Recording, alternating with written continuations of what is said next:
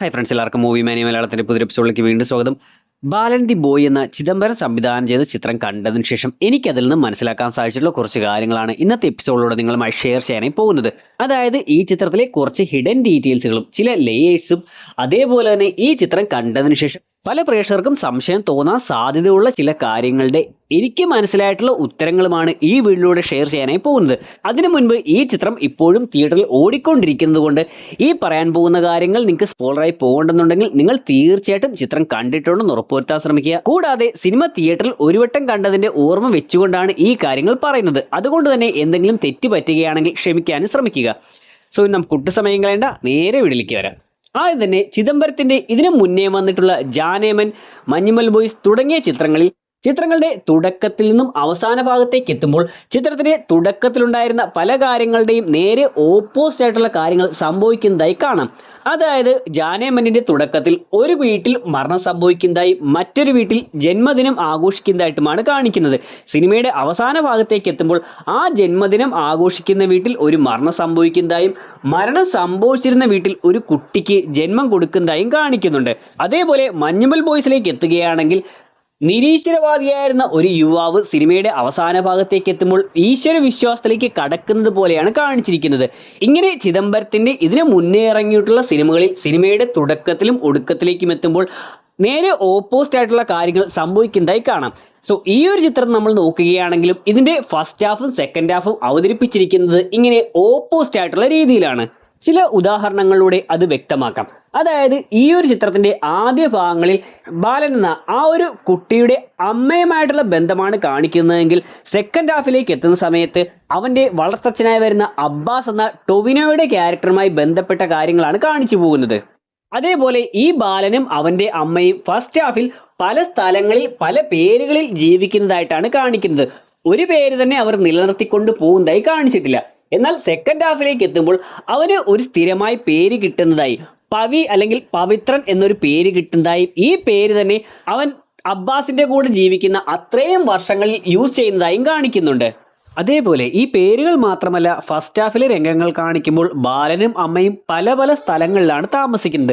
എന്നാൽ സെക്കൻഡ് ഹാഫിലേക്ക് എത്തുന്ന സമയത്ത് ഈ ബാലൻ വർഷങ്ങളോളം ഒരേ സ്ഥലത്ത് തന്നെ അബ്ബാസിന്റെ കൂടെ ജീവിക്കുന്നതായി അല്ലെങ്കിൽ അപ്പന്റെ കൂടെ ജീവിക്കുന്നതായി കാണിക്കുന്നുണ്ട്. മാത്രമല്ല ഈ പല സ്ഥലങ്ങളിൽ ജീവിച്ചു വന്ന അമ്മയും മകനും ഒരു സ്ഥലത്ത് സ്ഥിരമാക്കാൻ പോയപ്പോൾ അവരുടെ ജീവിതത്തിൽ വലിയൊരു മാറ്റം സംഭവിക്കുന്നതായും വലിയൊരു പ്രശ്നം സംഭവിക്കുന്നതായും അവർ വേർപിരിയുകയും ചെയ്യുന്നു. ഇതിന്റെ നേരെ ഓപ്പോസിറ്റ് എന്നവണ്ണം സെക്കൻഡ് ഹാഫിൽ ബാലൻ അപ്പന്റെ കൂടെ ഒരു സ്ഥലത്ത് തന്നെ വർഷങ്ങളോളം ജീവിച്ചു വരികയും അവൻ അവിടെ നിന്നൊരു മാറ്റം എന്ന വണ്ണം ബാംഗ്ലൂരിലേക്ക് പോകാനായി ചിന്തിക്കുന്ന സമയത്ത് വീണ്ടും ഇവരുടെ ജീവിതത്തിൽ മാറ്റങ്ങൾ വരുന്നതായും അവൻ അമ്മയുടെ അടുത്തേക്ക് എത്തുകയും ചെയ്യുന്നു. കൂടാതെ ഫസ്റ്റ് ഹാഫിലെ രംഗങ്ങൾ കാണിക്കുമ്പോൾ അമ്മ അവനെ ഒരു രാക്ഷസനായി മാറാതിരിക്കാനും ആരുടെയും അടിമയായി ജീവിക്കാതിരിക്കാനും വേണ്ടിയാണ് ശ്രമിക്കുന്നത്.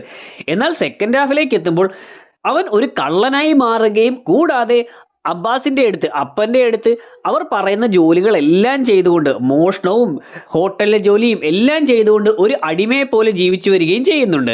അതേപോലെ ബാലൻ അമ്മയോടൊപ്പമുള്ള രംഗങ്ങൾ കാണിക്കുമ്പോൾ പോലീസുകാരിൽ നിന്നും ഇവർ അകന്നു കഴിയാനും പോലീസ് സ്റ്റേഷനിൽ നിന്നും ഓടി രക്ഷപ്പെടാനുമെല്ലാമാണ് ശ്രമിക്കുന്നത്.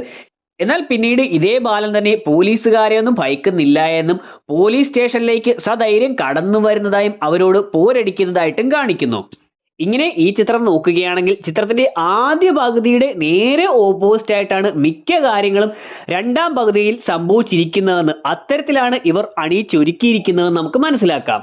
മറ്റൊരു ഡീറ്റെയിൽ, ബാലന്റെ അമ്മ അവളുടെ കഥ പറയുന്ന സമയത്ത് അവളെ കാമുകൻ പ്രണയം നടിച്ച് ചതിച്ചുവെന്നും അവനൊരു രാക്ഷസനെ പോലെ ആയിരുന്നുവെന്നും അവളെ അടിമയെ കൂട്ട് കൊണ്ടു നടക്കുകയായിരുന്നുവെന്നെല്ലാം പറയുന്നുണ്ട്. ഈ കാമുകനെ കൊന്നാണ് അവൾ ജയിലിൽ പോകുന്നതെങ്കിലും സിനിമയിലെ മെയിൻ വില്ലനായി വരുന്ന പവിത്രൻ എന്ന ക്യാരക്ടറിൽ ഈ ബാലന്റെ അമ്മയുടെ ആ ഒരു കാമുകന്റെ സ്വഭാവങ്ങൾ ഉള്ളതായി നമുക്ക് കാണാം. അതായത് ഈ പവിത്രൻ എന്ന ക്യാരക്ടറും ഇവളുടെ കാമുകനെ പോലെ തന്നെ ഒരു രാക്ഷസന്റെ സ്വഭാവമാണ്, എല്ലാവരോടും ക്രൂരനായി പെരുമാറുന്നതാണ്. കൂടാതെ സിസിലി എന്ന പെൺകുട്ടിയോടും പവിത്രൻ പ്രണയത്തിലായിരുന്നുവെന്നും പിന്നീട് അവളെ തന്നെ ചതിക്കുകയും ചെയ്യുന്നുണ്ട്.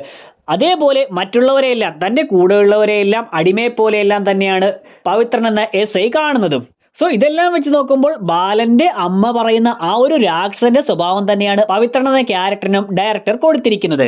അതേപോലെ ബാലന്റെ അമ്മ ജയിലിൽ വെച്ച് ബാലന് കഥ പറഞ്ഞു കൊടുക്കുന്ന സമയത്ത് അവർ ഒരു ലോറിയിൽ കയറി യാത്ര ചെയ്തു എന്ന് ആദ്യം പറയുകയും പിന്നീട് അത് തിരുത്തി അല്ല ഒരു നീല ബസ്സായിരുന്നു എന്ന് പറയുന്നുണ്ട്. സോ ഈ ലോറിയിൽ എന്ന് പറയുന്ന സമയത്ത് ബാലൻ ആശ്ചര്യത്തോടെ ലോറിയിലോ എന്ന് ചോദിക്കുന്നുണ്ട്. ഇതുകൊണ്ടാണ് പിന്നീട് പോലീസ് സ്റ്റേഷന്റെ മുന്നിൽ നിർത്തിയിട്ടിരിക്കുന്ന ഒരു ലോറിയിൽ തന്നെ കയറി ബാലൻ രക്ഷപ്പെടുന്നതായി കാണിക്കുന്നതും. ഇനി സിനിമ കണ്ടിട്ടുള്ള പ്രേക്ഷകർക്ക് തോന്നാൻ സാധ്യതയുള്ള ചില ചോദ്യങ്ങളെക്കുറിച്ചും അതിന് എനിക്ക് മനസ്സിലായിട്ടുള്ള ഉത്തരങ്ങളുമാണ് പറയാനായി പോകുന്നത്. അതിൽ ഒന്നാമത്തെ ചോദ്യം, എന്തിനാണ് ബാലനും അമ്മയും ഒരു സ്ഥലത്ത് സ്ഥിരമായി നിൽക്കാതെ, അങ്ങനെയുള്ള അവസരങ്ങൾ ഉണ്ടായിട്ടും അവിടെയെല്ലാം നിൽക്കാതെ പല സ്ഥലങ്ങളിലേക്ക് മാറി മാറി താമസിക്കുന്നതെന്നതാണ്.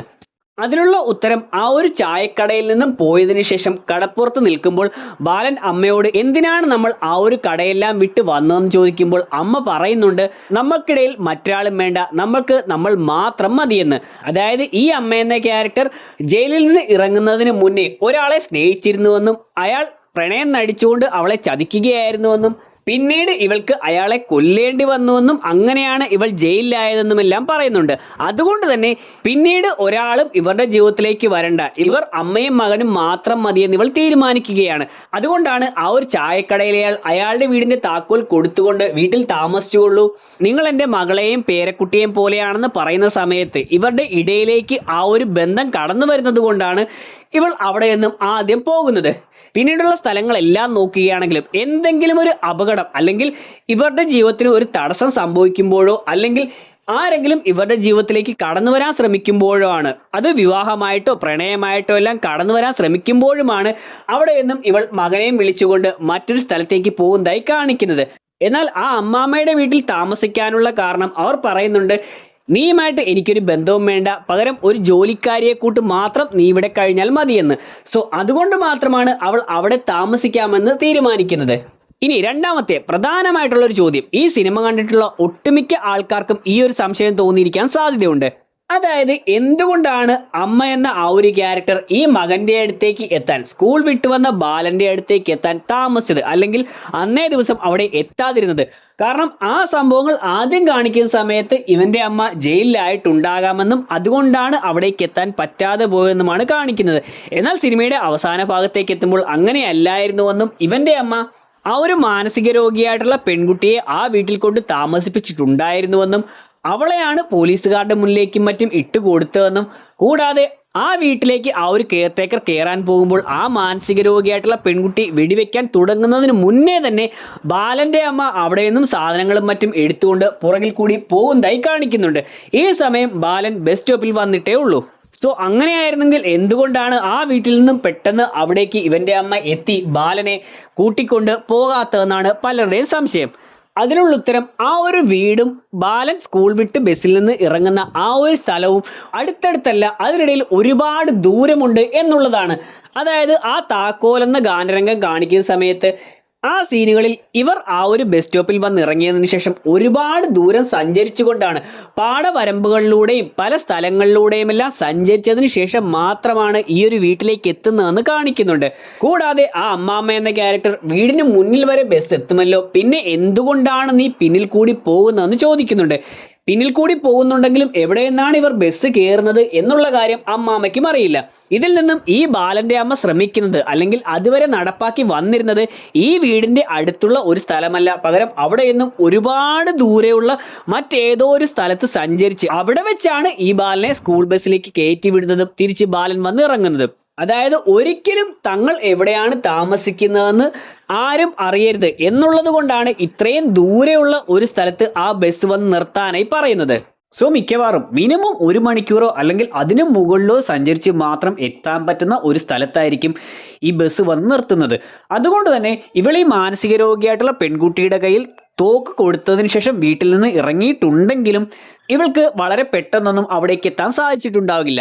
സാധാരണ മകൻ സ്കൂൾ വിട്ട് ഒരു 4 മണി 4:30 അവിടേക്ക് എത്തുന്നുണ്ടെങ്കിൽ അതിനും 1-2 മണിക്കൂറിന് മുന്നേ തന്നെ ഇവൾ വീട്ടിൽ നിന്നും ഇറങ്ങി അവിടേക്ക് നടക്കാൻ തുടങ്ങിയിട്ടുണ്ടാകും. എന്നാൽ അന്നേ ദിവസം അവൾക്ക് അതിന് സാധിക്കാതെ വരികയും മകൻ ബസ് സ്റ്റോപ്പിൽ എത്തുന്ന സമയത്ത് മാത്രമാണ് ഇവൾ ആ ഒരു മാനസിക രോഗിയായിട്ടുള്ള പെൺകുട്ടിയുടെ കയ്യിൽ തോക്ക് കൊടുത്തുകൊണ്ട് അവിടെ നിന്ന് ഇറങ്ങുന്നത്. ഇതുകൊണ്ട് തന്നെ ഒരു 4 മണിക്ക് അവൾ അവിടെ നിന്ന് ഇറങ്ങിയിട്ടുണ്ടെങ്കിലും 5-6 മണിക്ക് മാത്രമായിരിക്കും അവൾ ആ ഒരു സ്ഥലത്തേക്ക് എത്തപ്പെട്ടിട്ടുണ്ടാവുക. ഇതിനിടയിൽ മകനെ മറ്റുള്ളവർ കാണുകയും പോലീസിൽ അറിയിക്കുകയും ചെയ്തിട്ടുണ്ട്.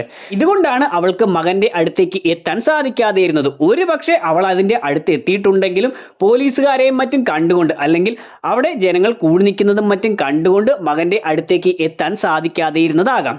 അതിനോടൊപ്പം ഇവൾ മകനെ ഫോളോ ചെയ്തുകൊണ്ട് പോലീസ് സ്റ്റേഷനിലേക്ക് എത്തിയിട്ടുമുണ്ടാകാം. എന്നാൽ അവിടേക്ക് കയറി ചെല്ലാൻ കഴിയാതെ, അല്ലെങ്കിൽ അവളുടെ ഐഡന്റിറ്റി വെളിപ്പെടാതിരിക്കാൻ വേണ്ടി അങ്ങോട്ടേക്ക് കയറി ചെല്ലാതിരിക്കുകയും പുറത്തു തന്നെ എവിടെയെങ്കിലും പാത്തിരുന്നുകൊണ്ട് മകനെ വെയിറ്റ് ചെയ്തിരിക്കാം. എന്നാൽ ഇതിനിടയിൽ ഇവൾ അറിയാതെ മകൻ ഒരു ലോറിയിൽ കയറി രക്ഷപ്പെടുകയും ചെയ്യുന്നുണ്ട്. ഇതുകൊണ്ടാണ് മകൻ എന്തെങ്കിലും തിരിച്ചു വരും എന്നുള്ള വിശ്വാസത്തിൽ അവൻ ബസ് ഇറങ്ങുന്ന ആ സ്ഥലത്ത് അവൻ എന്തെങ്കിലും തന്റെ വാക്ക് ഓർത്തുകൊണ്ട് അവിടേക്ക് തിരിച്ചു വരും എന്നുള്ള ഉറപ്പിൽ ആ ഒരു സ്ഥലത്ത് കാത്തിരിക്കേണ്ടി വന്നത്. ഈ ഒരു ദൂരവ്യത്യാസം കൊണ്ടായിരിക്കും അവൾക്ക് അന്ന് അവിടേക്ക് എത്താൻ സാധിക്കാതെ പോയതെന്നാണ് എനിക്ക് തോന്നിയത്. ഇനി അടുത്ത ചോദ്യം, എങ്ങനെയാണ് പവിത്രൻ എന്ന പോലീസുകാരൻ ഈ അമ്മയും മകനുമായിട്ടുള്ള ബന്ധം, അല്ലെങ്കിൽ ആ വീട്ടിലെ ഹോം നേഴ്സിന്റെ മകനായിരുന്നു ഈ കുട്ടി എന്ന കാര്യം മനസ്സിലാക്കിയത്? ഇവർ തമ്മിലുള്ള ബന്ധം ഈ പോലീസുകാരൻ എങ്ങനെ മനസ്സിലാക്കി? അതും സിനിമയിൽ പറയുന്നുണ്ട്. ഗിരീഷ് ഷെഡിയുടെ ക്യാരക്ടർ പോലീസ് സ്റ്റേഷനിലേക്ക് വരുന്ന സമയത്ത് ആ കുട്ടി മിക്കവാറും ആ ഒരു മർഡറിന് വരെ ദൃക്സാക്ഷിയാകാൻ സാധ്യത ഉണ്ടായിരുന്നു എന്ന് പറഞ്ഞുകൊണ്ട് ഈ പവിത്രനോടുമെല്ലാം ദേഷ്യപ്പെടുന്നതായി കാണാം. അതുകൊണ്ട് തന്നെ പോലീസുകാർക്കെല്ലാം തന്നെ, പവിത്രന് മാത്രമല്ല പോലീസുകാർക്കെല്ലാം തന്നെ ആ കുട്ടിയും ആ വീട്ടിലുള്ള ഹോം നേഴ്സുമായി എന്തോ ബന്ധമുണ്ടായിരുന്നു എന്ന് മനസ്സിലായിട്ടുണ്ട്. ഇനി അതെങ്ങനെയായിരുന്നു എന്ന് വെച്ചാൽ, ഈ പവിത്രൻ എന്ന പോലീസുകാരൻ സ്കൂളിലേക്ക് എത്തുന്ന സമയത്ത് ആ ബാലന്റെ ഐഡന്റിറ്റി ഫേക്ക് ആയിരുന്നു എന്ന് മനസ്സിലാക്കുന്നുണ്ട്. പിന്നീട് സ്കൂളിൽ നിന്ന് കിട്ടിയിട്ടുള്ള ഫോട്ടോ വെച്ചുകൊണ്ട് അയാൾ അന്വേഷണം നടത്തുന്ന സമയത്ത് ആ ബാലൻ അതിലെ പോകുന്നതായി, ആ പാടവരമ്പത്തുകൂടി പോകുന്നതായി കണ്ടുവെന്ന് ചിലർ പറയുന്നുണ്ട്. അതേപോലെ തന്നെ ഈ അമ്മാമ്മയുടെ കാലിലെ നഖമെല്ലാം ബാലന്റെ അമ്മ വെട്ടിക്കൊടുക്കുന്ന ഒരു സീൻ കാണിക്കുന്ന സമയത്ത് ബാലൻ പുറത്തു നിന്നും കളിച്ചിട്ട് ഓടി ആ വീട്ടിലേക്ക് വരുന്നതായി കാണിക്കുന്നുണ്ട്. അതായത് ബാലനെ പുറത്തു വെച്ചെല്ലാം പലരും കണ്ടിട്ടുണ്ടാകാം. അവന്റെ അമ്മയുടെ ഐഡന്റിറ്റി, അല്ലെങ്കിൽ അമ്മയെ ആരും കണ്ടിട്ടില്ലെങ്കിലും ബാലനെ പുറത്തു വെച്ചും പലരും കണ്ടിട്ടും ഐഡന്റിഫൈ ചെയ്തിട്ടുമുണ്ട്. ഇതുകൊണ്ട് തന്നെ പോലീസിന്റെ അന്വേഷണത്തിൽ ഈ കുട്ടി ആ ഒരു അമ്മാമ്മയുടെ വീട്ടിലാണ് താമസിച്ചിരുന്നതെന്നും, അല്ലെങ്കിൽ അങ്ങോട്ടേക്ക് പോയിട്ടുണ്ടെന്നും ആരെങ്കിലും എല്ലാം പറഞ്ഞിട്ടുണ്ടാകാം. സോ ഇതിലൂടെ അവിടെ ഉണ്ടായിരുന്ന ഹോം നേഴ്സുമായി ബന്ധപ്പെട്ടിട്ടുള്ള ഒരു കുട്ടിയാണ് ഇതെന്ന് പോലീസുകാർ ഊഹിക്കുകയും പിന്നീട് ആ പെൺകുട്ടി ജയിലിലാവുകയും അവിടെ വെച്ച് അവൾ തന്റെ മകന് വേണ്ടി കരയാറുണ്ടായിരുന്നുവെന്ന് വർഷങ്ങൾക്കിപ്പുറം ബാലനോട് ഒരാൾ പറയുന്നുണ്ട്. ഇതുകൊണ്ട് തന്നെ ഈ പെൺകുട്ടി ജയിലിൽ വെച്ച് ഇങ്ങനെ മകന് വേണ്ടി കരയുന്നതും കൂടി കാണുമ്പോൾ പവിത്രനും മറ്റു പോലീസുകാരും ഇവളുടെ മകനായിരുന്നു ആ ബാലനെന്ന് ഉറപ്പിക്കുകയും ചെയ്യുന്നു. ഇനി അടുത്ത ചോദ്യം, ബാലന്റെ അമ്മ ഇരയാക്കുന്ന ആ ഒരു പെൺകുട്ടിക്ക് സത്യത്തിൽ എങ്ങനെയാണ് ആ ഒരു മാനസിക രോഗം വന്നിട്ടുള്ളത്, അല്ലെങ്കിൽ എങ്ങനെയാണ് അവളുടെ മാനസിക നില തെറ്റിയിട്ടുള്ളത്? ഒരുപക്ഷെ അതൊരു കുട്ടിയുമായി ബന്ധപ്പെട്ടിട്ടാകാം. എന്നാൽ അതിനേക്കാട്ടിലും കൂടുതൽ ചാൻസ് ഉള്ളത് അവളുടെ ജോലിയുമായി ബന്ധപ്പെട്ട കാര്യമാകാം. കാരണം ഈ പെൺകുട്ടി എപ്പോഴും അവളുടെ ആ ഒരു ID കാർഡ് തിരയുന്നതായി കാണാം. മാനസിക പ്രശ്നമുള്ളവർ ഏറ്റവും കൂടുതൽ ആഗ്രഹിച്ചിരുന്ന ഒരു കാര്യത്തെ, അല്ലെങ്കിൽ അവരുടെ മാനസിക നില തെറ്റാനുള്ള കാര്യത്തെ ആയിരിക്കാം കൂടുതലായി ഇങ്ങനെ അന്വേഷിച്ചുകൊണ്ടിരിക്കുന്നതും ആവർത്തിച്ച് പറയുന്നതുമെല്ലാം. സോ ഈ പെൺകുട്ടി എപ്പോഴും അത് തിരഞ്ഞുകൊണ്ടിരിക്കുന്നത് കൊണ്ട് തന്നെ ഈ പെൺകുട്ടിക്ക് മാനസിക നില തെറ്റാനുള്ള കാരണം ഈ ഒരു ജോലിയുമായി ബന്ധപ്പെട്ടിട്ടുള്ളതാകാം. കൂടാതെ ഈ ഒരു പെൺകുട്ടിയുടെ ഐഡന്റിറ്റി വെച്ചുകൊണ്ട് ബാലന്റെ അമ്മ ആ അമ്മാമ്മയുടെ വീട്ടിലെ കെയർ ടേക്കറെ ഫോൺ ചെയ്യുന്ന സമയത്ത് അയാൾ പറയുന്നുണ്ട്, നിന്റെ ആ ഒരു ഏജൻസി ഇപ്പോൾ നിലവിലില്ലെങ്കിലും നിനക്ക് എക്സ്പീരിയൻസ് ഉള്ളത് കൊണ്ട് ജോലി തരാമെന്ന്. അതായത് യഥാർത്ഥത്തിൽ ആ മാനസിക രോഗിയായിട്ടുള്ള പെൺകുട്ടിയുടെ ആ ഒരു ഏജൻസി നിലവിലില്ല, അല്ലെങ്കിൽ അത് തകർന്നു പോവുകയും മറ്റും ചെയ്തിട്ടുണ്ട്.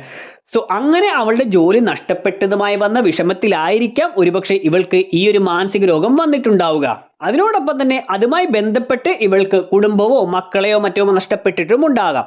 ഈ മാനസിക രോഗിയായിട്ടുള്ള പെൺകുട്ടിയെ തോക്കും കൊടുത്ത് അവിടെ നിർത്തുന്ന സമയത്ത് ബാലന്റെ അമ്മ അവളുടെ ചെവിയിൽ എന്തോ പറയുകയും പെട്ടെന്ന് അവൾ ആ തോക്കും ചൂണ്ടി ദേഷ്യഭാവത്തിൽ നിൽക്കുന്നതായും കാണാം. സോ എന്തായിരിക്കും ബാലന്റെ അമ്മ അവിടെ പറഞ്ഞു കൊടുത്തിട്ടുണ്ടാവുക? ഈ പെൺകുട്ടി ജയിലിൽ കിടക്കുമ്പോൾ മകന് വേണ്ടി കരയുന്നത് കൊണ്ട് ഈ പെൺകുട്ടിക്ക് മകനെ നഷ്ടപ്പെട്ടിട്ടുണ്ടെന്ന് ഉറപ്പാണ്. അതുകൊണ്ട് തന്നെ ഈ പെൺകുട്ടിയുടെ മകനെ കൊന്നവരാണ് അങ്ങോട്ടേക്ക് വരുന്നതെന്നാണ് ബാലന്റെ അമ്മ അവളോട് പറയുന്നതും. അതുകൊണ്ടാണ് ആ പെൺകുട്ടി ദേഷ്യഭാവത്തിൽ നിൽക്കുന്നതും. ഇനി അടുത്തൊരു പ്രധാന ചോദ്യമാണ്, ബാലന്റെ അമ്മ ശരിക്കും നല്ലവളാണോ? ഈ ചിത്രത്തിൽ ഒരു വില്ലനായി വന്നിരിക്കുന്നത് പവിത്രൻ എന്ന ക്യാരക്ടറാണെന്ന് നമുക്കറിയാം. അയാൾ ബാലനോടും ബാലന്റെ അമ്മയാണെന്ന് കരുതി ആ മാനസിക രോഗിയായിട്ടുള്ള പെൺകുട്ടിയോടും ചെയ്യുന്ന കാര്യങ്ങളെല്ലാം ക്രൂരതയാണ്. എന്നാൽ ഇതേപോലെ തന്നെ ബാലന്റെ അമ്മ ചെയ്യുന്ന കാര്യങ്ങൾ നോക്കിയാലും അവരും ഒരുപാട് ക്രൂരതകൾ ചെയ്യുന്നുണ്ടെന്ന് കാണാം. അതായത് ഈ ബാലനെന്ന തന്റെ മകനെ അവർ വളർത്തുന്നത് ആരുടെയും അടിമയാകരുത് എന്നുള്ളൊരു മൈൻഡിലാണ്. എന്നാൽ അവൾ ചെയ്യുന്നതാകട്ടെ അവന് മറ്റുള്ള കൂട്ടുകാരോടൊപ്പം കളിക്കാനുള്ള സ്വാതന്ത്ര്യത്തെ വിലക്കി, അവന് മറ്റുള്ള അടുപ്പക്കാരെ കിട്ടുന്നത് വിലക്കി, മറ്റുള്ള ബന്ധുക്കാരെ കിട്ടുന്നത് വിലക്കി. അവൻ സ്കൂളിൽ പഠിക്കാൻ ആഗ്രഹിക്കുമ്പോൾ അതുപോലും നോക്കാതെ ആ കാര്യവും വിലക്കി. ഇങ്ങനെ അവന്റെ സ്വാതന്ത്ര്യത്തെ എല്ലാം വിലക്കി അമ്മ പറയുന്ന കാര്യം മാത്രം അനുസരിച്ച് കഴിയുന്ന ഒരു അടിമയെ പോലെ തന്നെയാണ്. അമ്മ അവൻ ആരുടെയും അടിമയാകരുത് എന്ന് ആഗ്രഹിക്കുന്നുണ്ടെങ്കിലും അമ്മ തന്നെ അവനെ അടിമയാക്കി വെക്കുന്നത് പോലെയാണ് കാണിച്ചിരിക്കുന്നത്. കൂടാതെ ആ ഒരു മാനസിക രോഗിയായിട്ടുള്ള പെൺകുട്ടിയോട് ചെയ്യുന്നതും വലിയൊരു ക്രൂരതയാണ്. താൻ ചെയ്തിട്ടുള്ള ക്രൈംസ് എല്ലാം ആ ഒരു പെൺകുട്ടിയുടെ തലയിൽ ഇട്ടുകൊണ്ട് അവളെ ജയിലിലേക്ക് അടയ്ക്കുകയാണ് ചെയ്യുന്നത്. ശരിയാണ്, അവൾക്ക് മറ്റു ബന്ധുക്കാരില്ലായിരിക്കാം, അവൾ ഒറ്റപ്പെട്ട് തന്നെയാണ് കഴിയുന്നത്. അതുകൊണ്ട് ജയിലിൽ കഴിഞ്ഞാലും വലിയ വ്യത്യാസമൊന്നും ഇല്ലെന്ന് കരുതാമെങ്കിലും ആ പെൺകുട്ടി ചെയ്യാത്ത പല കുറ്റങ്ങളും അവളുടെ തലയിൽ കെട്ടിവെച്ചുകൊണ്ട് അവളെ കൊലപാതകിയാക്കി ജയിലിൽ അടയ്ക്കാനാണ് തങ്ങളുടെ രക്ഷ മാത്രം നോക്കുന്ന ഒരു സ്ത്രീയായിട്ടാണ് ബാലന്റെ അമ്മയെ കാണിച്ചിരിക്കുന്നത്. സോ അങ്ങനെ നോക്കുമ്പോൾ ബാലന്റെ അമ്മയും അവന്റെ ജീവിതത്തിൽ സംഭവിച്ചിട്ടുള്ള എല്ലാ നഷ്ടങ്ങൾക്കും ബാലന്റെ അമ്മയും പ്രധാന കാരണക്കാരിയാണ്. അതുകൊണ്ട് തന്നെ വില്ലന്മാരുടെ കൂട്ടത്തിൽ നമുക്ക് വേണമെങ്കിൽ ഈ അമ്മയെയും കൊണ്ടുവരാം. ഇതിനോടൊപ്പം തന്നെ എടുത്തു പറയണമെന്ന് തോന്നിയിട്ടുള്ള മറ്റൊരു കാര്യമാണ് ബാലന്റെ അമ്മയുടെ ബുദ്ധികൂർമ്മത.